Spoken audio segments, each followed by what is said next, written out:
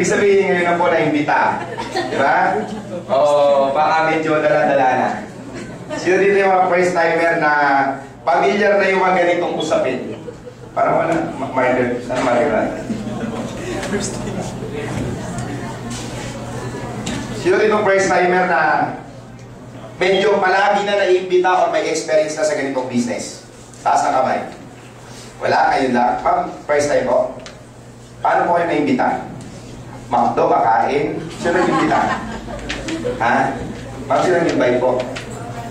Si Ma'am Raquel, anong sabi? May guwapo, may artista? Hindi ka nagkakamali. So, ito yung pwede mo kalakayan ng mga first timer, guys. Gutom na, gutom na. Gutom na? Ayan, nilipas din yan. Ako nilipas na kasi busog na, kumain na eh. So, anyway, kamusta po yung nakita niyong marketing plan? Klaro po ba yun? Magaling po ba, maganda po ba yung marketing plan natin? Magaling po ba si Vice Anthony? Klaro po ba yung paliwanag? Kung gaano po ba ako nagpaliwanag, gano'n din na klaro magkakaintindi. Ayun. So, si about kay, kanina, nag-sharing bago lang, nag-intro sa akin. Pwede ba natin palakpakan yun? Mr. Rocky Laudin? Nakakuha niyo yung experience. So, well, anyway guys, kung sila po nagsimula, lalo na si Mr. Rocky Laudin, siyempre ang background nun, naging manager ng ano yun, sa club, di ba? So, sanay yun ng humimas ng magagandang babae. So, iba-ibang background. Ibig sabihin, iba-ibang background po. Kagaya ni Mr. Anthony, bago po yan nag-network, siguro nakwento yan naman, di ba? Dating macho dancer po yan. Di ba?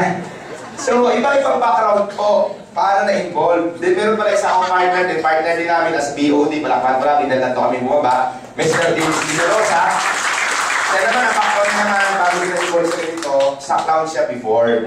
Kaya ako medyo magaling mag-entertain. Anyway po, guys, hindi po importante kung anong background mo sa ganitong opportunity. Tama?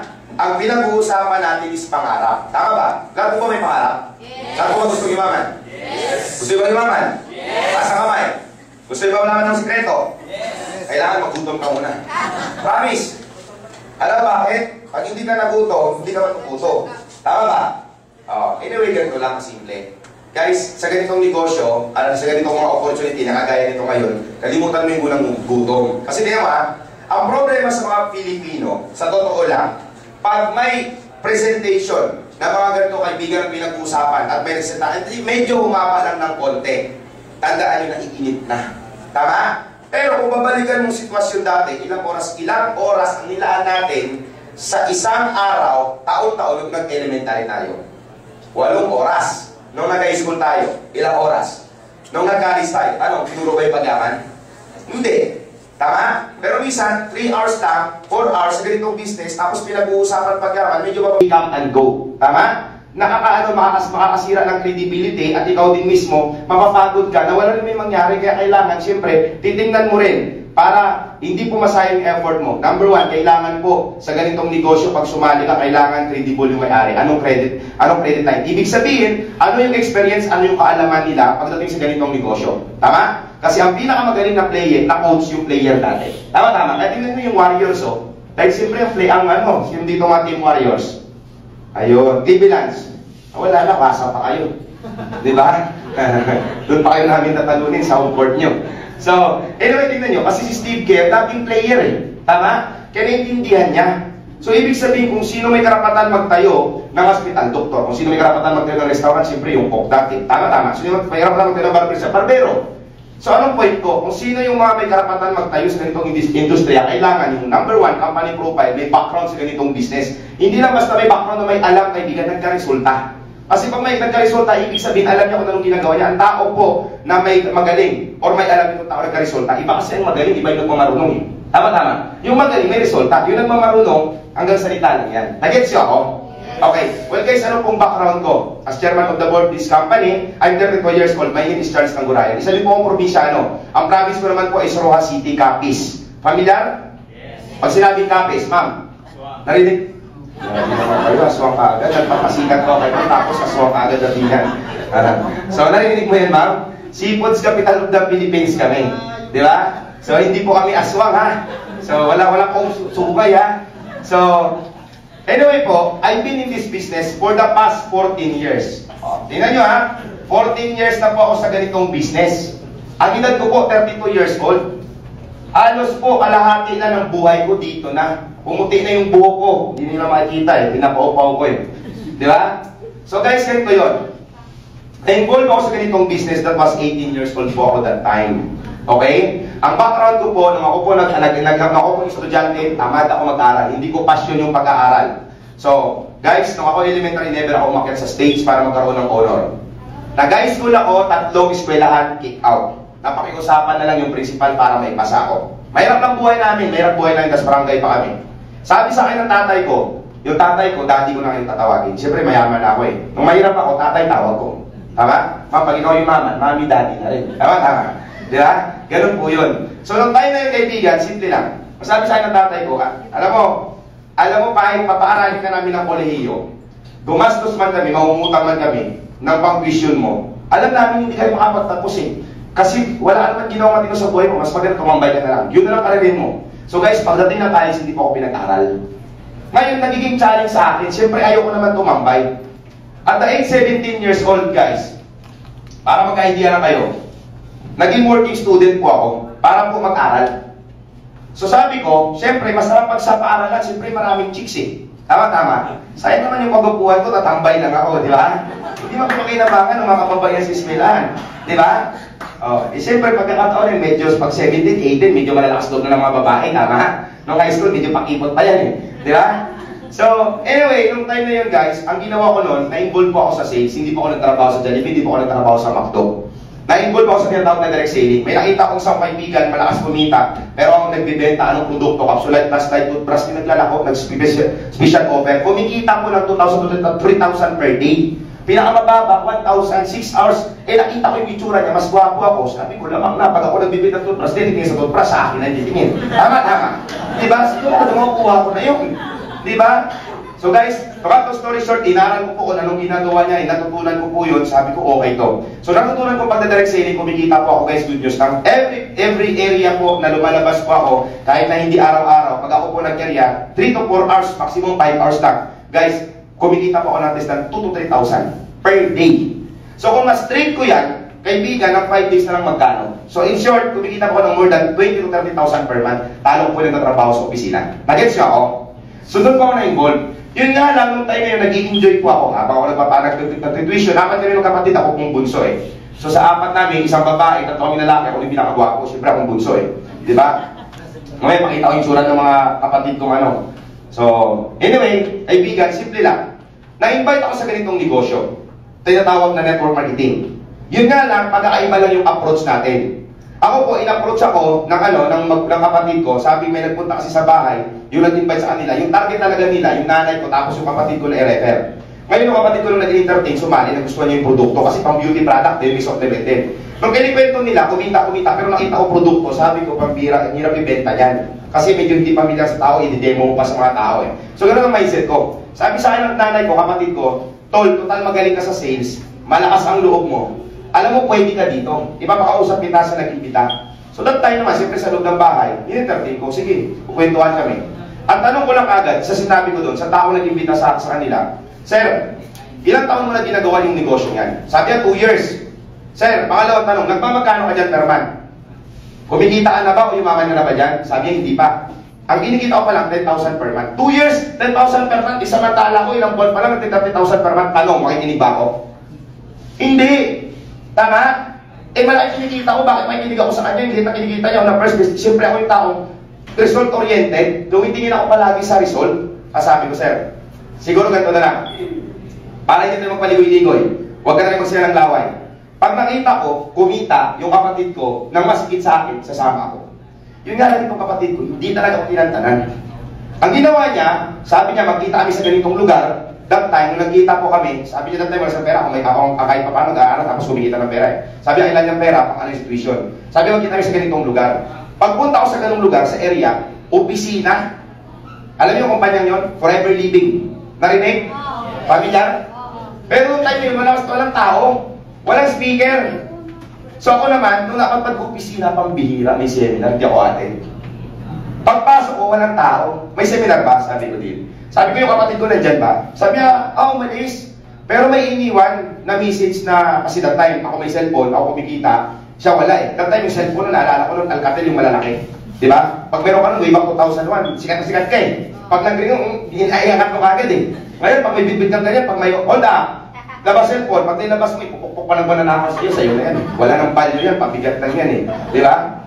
So, gano'n nun. Kung ako naka-cellphone, kapatid ko wala. Sabi nito nung nagbabantay, sabi niya, sir, ganito, umalis yung kapatid mo. Pero may iniwan na, na message na huwag ka na umalis, antayin mo siya. Kasi may sasabihin ata. So sabi niya, huwag mo na lang iwan kung may iwan ka sa akin, antayin mo na lang siya. Hindi ako naman, sige, inantay ko. Umupo po ako, mag-isa lang ako doon. Ito naman yung babae, para may interest, sabi, sir, parang baka matagal ang konti, baka mainip ka eh. Nag-play ng VHS, hindi pa usong DVD, BCD doon eh. VHS pa after Betamax, di ba? Nag-play. Nung pinakita, sabi, sir, panoorin mo lang. Pinakita po, interview ng isang tao. Nung interview yun, nag-interview sa kanya extra eyewitness at kay Sharon Cunita Show. Yung taong yun, siya yung number 1 doon. Ang background, jeepney driver. Tapos pang-apat na naka-Ferrari sa Pilipinas. That time, hindi pa usong Ferrari sa Pilipinas. Ngayon, tatuwa din ako. Sabi ko, hanip din. Ang galing din eh. Ang galing din diskarte ng kumpanyang to. Para makainganyo sa mga tao, ang ginagawa nila, nag-i-interview. Tapos si Sharon Cunita pa, ang galing talaga eh. Ako hindi po ako na-inspire. Na ang mindset ko, kalokohan yan, para bumenta. Kasi nga bakit? Eh, nagsasales ako eh. Alam ko kung anong strategy din eh. Sabi ko, ano to, ayos to, magaling yung diskarte nila eh. Hindi po ako na-excite. Pero bakit nandito ako sa harap nyo? Simple lang. After ng video yun, isang video pinakita, at doon po ako na open mind. Rally ng anniversary nila, Rally Araneta Coliseum. Araneta po sa May Cubao. Malapit sa Paramers. Ang nakapuno nun, PBA, Ginebra, Finals. Concert na mga galing artista. Sila halos hindi magkanda o tao. Tapos may nag-testimony, kababayan ko, grade 2, vendor ng kamatis, kumikita ng 300,000, naka-CRV, nakabili ng bahay. Eh sabi ko, pambihira. Hindi na to biro, totoo to. Ang ginayaw ko gawin yung isang bagay, pero yung resulta, gusto ko. May mga bagay ba bisa na gano'n? Ayaw mo gawin yung isang bagay, pero yung resulta, gusto mo? Tama? Di ba? So, anong point ko lang, kaibigan? Simple lang nung time yun, sabi ko, okay to ah. Doon pa ako nabuksan ang isip ko. Tumatong story short, ang naging mindset ko, lahat naman ng bagay, walang masama, sumubok. Sumubok po ako. Sumali po ako. Yun nga lang, nung ako po sumali, 10 years na yung kumpanya. 10 years na excited ngayon ako. Ang dami kong inimbita. Yun nga lang problema, lahat ng inimbita ko, member na. Sino pang inimbitahin ko? Tama? Wala na. In short, na-late na ako. Tumatong story short, kaibigan. Sabi ko, dahil may pera sa networking at nakita ko, hindi po ako tumigil. Guys, 4 years experience, more than 10 companies. Wala nangyari sa akin. May mga ibang kumpanya na sinamahan na di ka man to. Dumating sa point, sabi ko, ayaw ko na mag-network. Pupunta ako ng Manila. Maghanap ako ng stable job. Pagpunta ako ng Manila, nagtrabaho ko ako, plano ko na magiging gwardiya. Yun nga lang, wala akong lisensya, nag-apply po ako. Eh, wala naman akong experience. Siyempre, pag-apply mo, ang tatanungin, anong experience mo? Tama. Pilipit ang dila akong salita Tagalog. Tama? Ngayon, kung wala kang experience, tanggap ka ba? Hindi. Hindi. Sa dami na nag-interview, gano'n, kaya sabi ko, ma'am, tanggapin mo na lang ako, paano ako mag-experience? Hindi mo na ako tinatanggap eh. Tama. So guys, anong point ko lang, kaibigan, may discrimination sa employment. To the point na kailangan ko po makasurvive. Kailangan ko po kumita. Kasi sa totoo lang po, maaga din po ako na-involved sa responsibility. At the very young age, 17 years old, nagkaroon na po ako ng anak. Siyempre, gwapong lalaki tayo eh, di ba? At yung nagbuntis ko po, kapitbahay lang namin. Hindi na ako lumayo, 16 years old lang, high school. Eto, kapitbahay ko kasi, nagiging reyna ng piyesta, after ng barangay, nung naiparada, sumikat, iniligawan ng mga iba. Sabi ko, kasi mauna na ako ng iba, tinira ko na. Di ba? Kapitbahay ko na eh. Ba't pa ako magpapano, di ba? Yun eh. Nakit siya ako. Sinayin ko kapitbahay ko, pasta rin pala ako, di ba?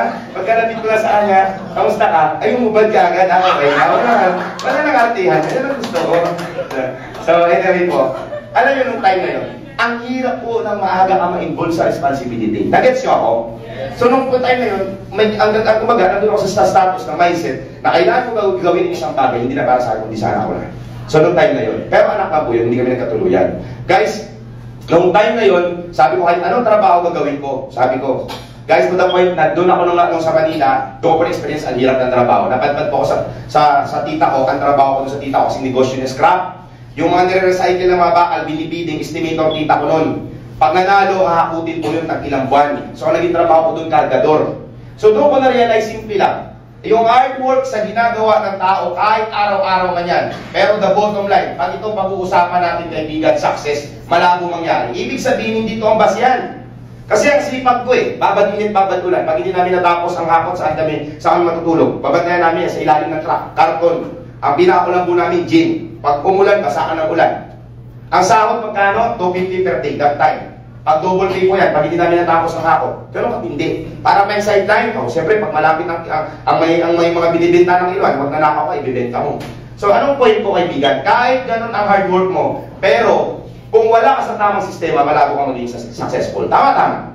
So sabi ko, 1 year po, doon umikot ang cycle ng buhay ko, nakalimutan ko na yung pangarap ko, sabi ko, hindi pwedeng ganito. Pag wala akong binagong gagawin sa buhay ko, walang nangyayari pagbabago. And way back 2006 kaibigan, sabi ko, plan ko mag-abroad. Nung time na yun kaibigan, na plano ko mag-abroad, mayroon namang babae nag-ano sa akin, mayroon akong namit na babae. After nang nakuha ko yung number niya, sabi niya sa akin, baka pwede tayo magkita, magkwentuhan tayo, kasi medyo type kita. In short, gano'n, diniretso niya na ako.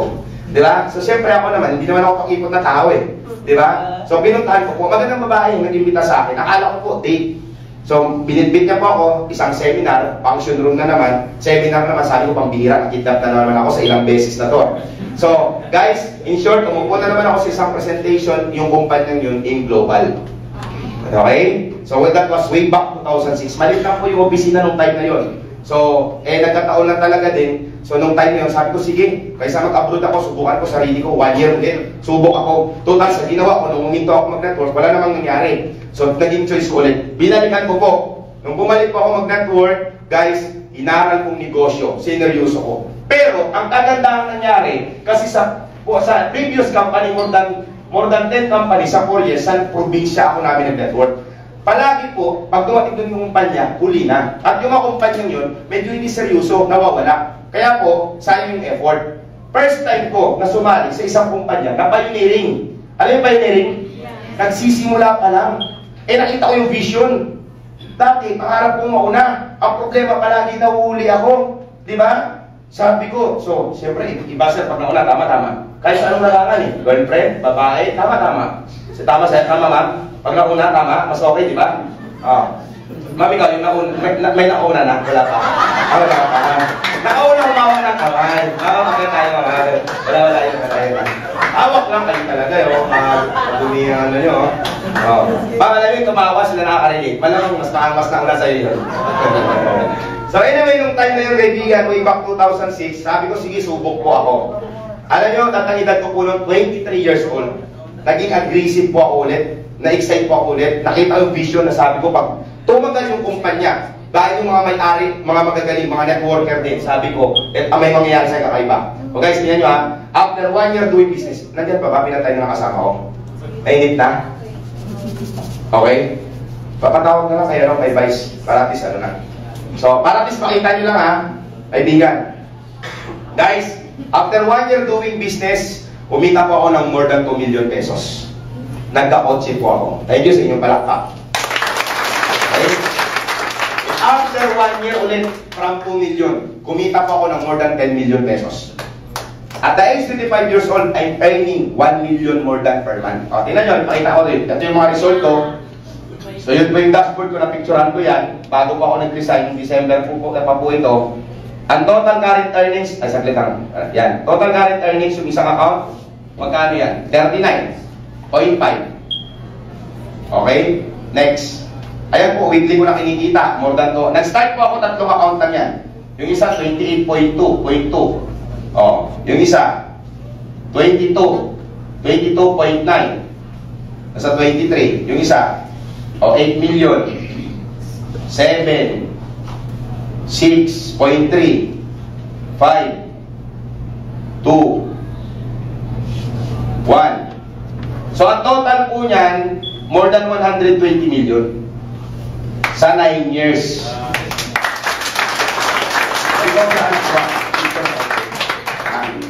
Ayan po yung mga naging kotse ko. Medyo malabo lang po. Ito po, parking po yan. Sa ilalim ng kondo ko. So, ang parking po niyan, ang halaga doon ng parking, 600,000. So, kada isang parking, dahil 4 po yung parking, so magkano na yun? 2.4 presyong bahay na, di ba? Parking lang po yun. Kasi pag nagko-condo kami, bayad pa, mayroong parking binibili din. So yun yung mga naano ko kotse, Nissan 370Z, ginagamit po sa Fast and Furious, 2 doors, the fastest SUV sports car, Grand Cherokee SRT8, sports car edition, dalawa, tatlo lang kami meron sa Pilipinas, more than 5 million. Yung 370 is 3.5. Ito, Dodge Challenger, medyo madilim lang ang buwa. Kapit-bahay ko yan, isang kondo kami before, Daniel Padilla. Kaya na-excite yung batang yun, nung kinuha siya ng KFC, contract signing pa lang 4 million, binili niya po ng Challenger. So, yan, ginamit din ni Vin Diesel po yan nung pumunta rin sa Pilipinas. Hinanap niya ako kung nawawalang kapatid niya eh. So, ginamit niya yan. Sabi niya, kapatid, bayaran muna kaya may picture kami noon. Yun din ginagamit ng misis ko, yung Fortuner. Mayroon din ako accent, yun yung pamalingki. Pati na mo, kaibigan, kotse lang yan. Di ba? Alam mo, every time na may mga bisita o mga batch ko, kaklase ko, siyempre, matagal kami hindi nagkita-kita eh. Dati mga inimbitado sila, pagpunta nila sa kondo, grabe pare, iba na nangyari sa'yo. Tapos siyempre, makikita nila yung kotse. O ikaw, kamusta naman? Ganun pa rin. Alam mo yung ganung usapan. Medyo delikado pag tinanong ka, ganun pa rin. Alam mo, pag nagpunta ako, sabi ko, kamusta ka na? Pare, ito, halika. Pinakita ko sa kanila, ito mga kotse ko. Diba? Grabe, iba ka. Pag kumamot ako, tumingin. Grabe, naka-Rolex ka na. Sabi ko, pare, simple lang. Alam mong buhay, para magiging successful ka, hindi naman kailangan na makapag-aral ka, hindi sapat. Hindi sapat na matalino ka, yayaman ka. Kailangan mailagay mo lang ang sarili mo sa tamang opportunity. Alam mo kung anong sikreto ng mayayaman? Gusto niyo malaman? Gusto niyo yumaman? Yes! Gusto niyo malaman? Yes! Simple lang. Huwag niyo gawin komplikado ang buhay. Anong ibig ko sabihin?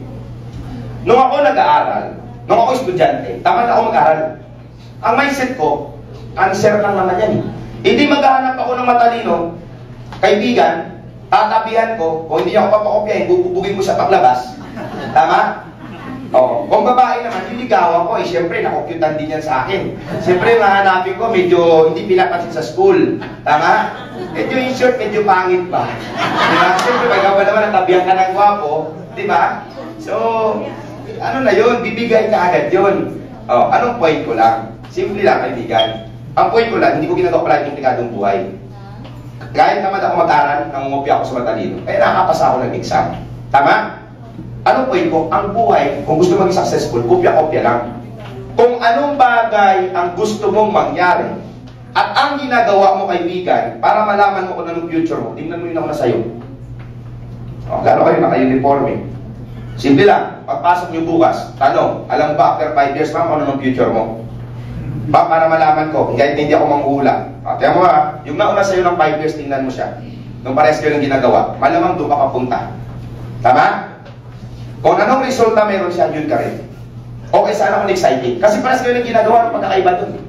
Kung nag-i-expect ka ng ibang resulta at same ang ginagawa mo lang paulit-ulit, kabaliwan yun. Huwag ka na mag-expect. Tama. Nag-gets yun ako. So anong point ko? Kinopya ko lang kung anong ginawa ng mga successful na tao. Kaya nag-shock yung mga kaibigan ko, klase ko, kasi sila matatalino nung time namin, high school, elementary. Tapos ako yung successful, sila hindi. Ako yung maraming kotse, sila nagko-commute pa rin. Grabe, pambihira ka. Eh di siyempre, naikwento nila, tatanong hindi na mamakilap, sinagot ko. Eh di, ang bilis niyan. Paano yan yan? Masarap pwede drive. Sabi ko, masarap sumakay, pero hindi ko narasan mag-drive. Ha? Bakit? Hindi naman ako marunong mag-drive eh. Ha? Hindi naman marunong mag-drive, ganyan karaming kotse mo? Tapos mga sports car pa? Iba din trip mo, ano? Ikaw nung nakita ko, mahilig sa sports car, mahilig sa kotse, tapos hindi ka marunong mag-drive. Pare, matanong ko dati, may kotse ka? Wala, marunong mag-drive? Oo. Bakit? Pag nagko-commute ka, pinapakailangan ba kita? Wala ka sa ganun. Tama. Diba? Kung nagka-president ka, nag-MRT, ang init, diba? Ay, pagsiksikan ka, wala akong sinasabi sa'yo eh. Anong point ko lang? Kaibigan yun pong nagagawa ng may pera. Nag-gets niyo ako? Alam niyo, every time na makikita kami ng mga klase, ito wala yung sinasabi yan. Charles, grabe. Parang island lang. Tapos ito yung nangyari sa'yo. Parang alam mo, parang hindi kami maniniwala. Ano ba talaga sikreto mo? Bakit kayo yumaman? Sabi ko, isipin mo nung tayo nag-aral. Ikaw yung kulit sa school, ikaw hindi nakapagtapos. Tapos kami nakapagtapos. Kami mga matatalino. Pero kami hindi successful. Simple lang. Alam niyo kung anong sikreto? Sabi ko sa kanila. Simple lang. Kaya kayo hindi umaman, kasi nakapagtapos kayo. Kaya ako umaman, dahil hindi ako nakapagtapos. Kasi kung nakapagtapos ako, malamang pare-pares tayo. Malamang empleyado na ako dahil. Nag-gets nyo ako? Tama ba? Hindi mo professional ako para mag-networking. Tama-tama. Eh, sayang. Ganun naman ang point ko eh. Anong point ko lang, kaibigan? Guys, kailangan maintindihan mo lang kung anong bagay yung ginagawa mo at pinagmamalaki mo. Walang problema doon. But the question, anong resulta at the end of the day? Kasi nakapagod yung paulit-ulit mo ginagawa isang bagay, uulitin ko na walang resulta. Nakapagod po yan. Well, for the past ilang years, kaibigan, for the past 9 years, ulitin ko, kinita ko more than 120 million. Ang ginawa ko namin, nag-usap po kami magkaibigan, kumpare ko din yan si Vice Anthony, nag-usap din kami ni Jun Agaraw. Tatlo po kaming na may-ari na galing AIM, galing sa previous company. Walang masama doon sa kumpanya yun, kaibigan. Kahit binabanggit namin yun, guys, nung umalis kami doon, kami dinarminate, nag-resign po kami. Just na-inspire din kami, kaibigan, sa kanila. Dahil itong mga may-ari, mga networker din. Kung titingnan nyo ngayon, kaibigan, simple lang. Ang question nandito, pag hindi mo to ginawa, ang nakita mo ngayong gabi, ano ang gagawin mo na magiging ticket mo o passport mo para, kaibigan, makuha mo pangarap mo? Kung wala na, subukan mo to, kaibigan. Guys, anong point ko lang? Wala naman akong galing eh. Hindi po ako magaling. Hindi na ako sa dati sanay umarap sa gitna. Yun nga lang, palagi kong ginagawa. Walang tao po sa isang bagay. Walang taong pinanganak sa isang bagay na alam niya agad. Nagkataon ako palagi kong ginagawa isang bagay. Hindi niya, may na ba? Bata pa, pag pinanganak may stethoscope ka agad, marunong mag-check up. Mayroon ka ba nakita na magaling na attorney, elementary pa lang, master niya na yung mga laws? Wala namang ganun eh. Nag-gets niyo ako? Alam niyo kaya may mga taong yumaman, ang palagi tinatanong na namin, gusto niyo bang yumaman? Sagot ng mga tao, oo, yun nga lang the question, yung ginagawa ko ba sapat? Yun ba ang ginagawa ng mga mayaman tao? Baka hindi. Parang ganito kasimple. Gusto mo matuto mag-basketball pero pupunta ka sa volleyball court. Paano ka matututo? Nag-gets niyo ako? Gusto mong yumaman, pero ginagawa mo, hindi yun ang ginagawa ng mga mayaman tao eh. Tama-tama. O guys, alam niyo, kaya nabugot ko yung kumpanyang to, kaibigan. Nung dumating sa point yung peak level namin, dumating sa point, naging hall of famer po ako, naging top earner po ako sa kumpanya, doon po ako nag-room, na-inspire kami na yung mga kumpanyang tumagal sa industriya right now, itong mga may-ari ng mga networker. So sabi namin, what if magtayo tayo? So pinag-usapan po namin, tinanong po namin din ng matagal, at nag-resign po kami, matino kami nagpaalam at napunta po itong Icon. Yun, anong advantage pag ngayon sumali ka dito? Number one, kung babalikan ko yung scenario dati, kaibigan, 2006 to ako sumali. Tama? Tinabaho ko, sineryoso ko, malaki ang market. Kaya po yumaman ako ng tutututo. I have more than 250,000 downlines under my organization. Dumating sa point na kahit na wala na po akong gagawin. Ang pinaka-peak na kinikita ko po, 110 to 160 per day. 1,000 po yun ha. Hindi po peso. So, ibig sabihin yung time na yung dati, alam nyo guys, parang imposible mangyari, pero kaibigan nangyari siya. Dahil simple lang, yung taong naimbitahan mo dito at maimbitahan niya, hindi mo kilala ang makilala mo sa ilalim. Umabot ko saan lugar, kaibigan, ang network ko, lumaki ang organization ko na hindi ko na nalalaman. Hanggang sa kumita po ako ng malaki, ang tinatawag po doon is very effective yung tinatawag na law of leverage. Guys, sa ganitong larangan ng negosyo, hindi mo kailangan magiging magaling. The system is already made. Made na tong system. So, kung ang question ngayon, kung bakit ka mag-I1 dito, dahil simple lang, na-prove namin na kumita kami. Kayo yung next wave. Na ibig sabihin, pag kayo sumama, pag kayo naniwala, kaibigan, after 5 years, 10 years, kung ano nangyari sa akin, yun ang pwedeng mangyari din sa inyo dahil kayo naman ang nauna dito, kaibigan. Ba't parang hindi kayo excited? Alam mo, simple lang. Ang magiging tanong nyo, totoo kaya yan? Alam mo, posible yan. Parang ang gagaling nila mag-uto ah. Alam mo, dati nung ako nag-atin, ganun dati mindset ko sa speaker, ganun ng speaker mag-uto. Huwag nyo naramdaman mo, tama ka, hindi ka nagkakamali. Alam bakit? Totoo talaga, nauutok talaga kami. Bakit? Nauutok din kami, yumaman kami. Kaya kung magpapauto din kayo, ganun din, yayaman din kayo. Nag-gets nyo ako? Diba? Magpauto ka sa labas. Pag nagpauto ka doon, kaibigan, puro negative, ano mangyayari? Tama? Guys, dalawa lang po. Tama ka yung sinabi nung isa nag-intro. Kung gusto mong yumaman, kaibigan, simple lang, kopyahin mo yung ginagawa ng mga mayayamang tao. Ang network marketing, kaibigan, ito yung negosyo, ito yung opportunity, kaibigan, na kahit wala kang alam, uulitin ko, may sistema na po siya. Parang Jollibee, may sistema. Tingnan mo, yung Jollibee dito, anong lugar to? McDo, Jollibee, McDo pala. Hindi ba Jollibee, sorry McDo ano to? McDo lang konsolasyon. Pag bumili ka doon ng McDo, sa isang lugar, sa city, or Mandawi, tanong, yung cut ba ng chicken, parehas? Para sa panglasa? Para sa itsura? Yes, parehas. Uniforme, parehas? Yes, parehas. Ugali ng mga empleyado, parehas? Parehas.